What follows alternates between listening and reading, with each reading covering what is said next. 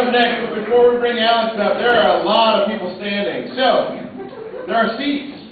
There should be one seat for every ass in here, I think. Alright, so if there is a seat at your table, raise your hand, wave your arms, point it out to the poor folks in the back who are like, making me tired. Alright, so while you do that, look, there's seats up here. There's two right up in front. You can get picked on by me next time. Alright, so find your way to your seat if you want, but now, please, put your hands together for yet another friend of the Idiot Box, Alex Stone.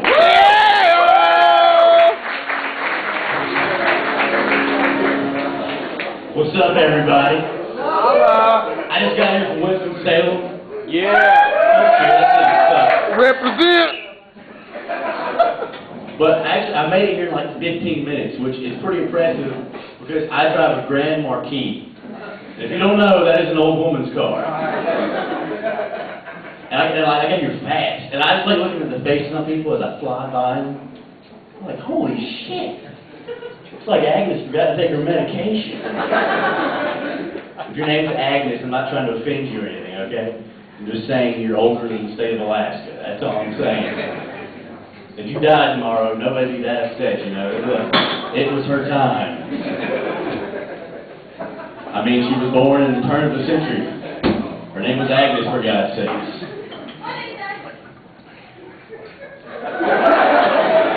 We'll see you later.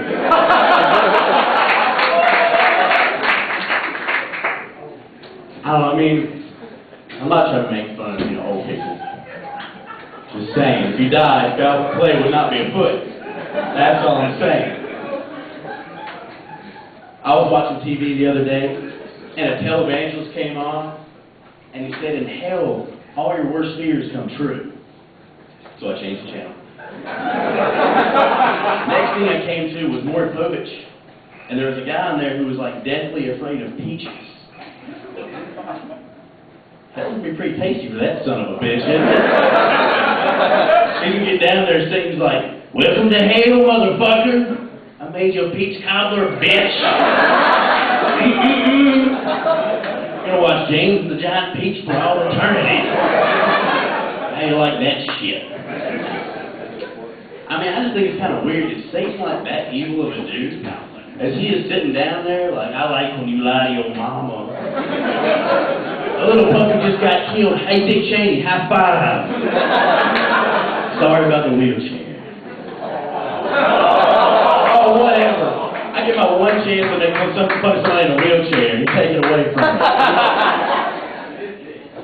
And it's big.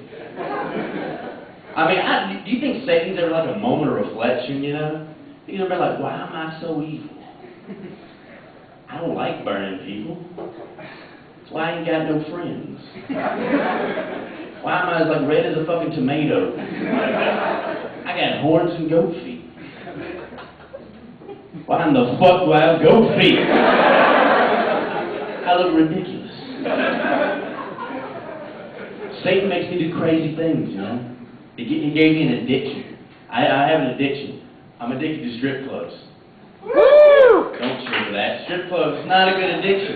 You spend all this money, but you don't get anything. You don't leave with anything, except regret and the smell of coconut butter. I went to a strip club one time. I spent almost everything I had, almost all of my money. I went to a strip club. I was like, how do you sleep at night?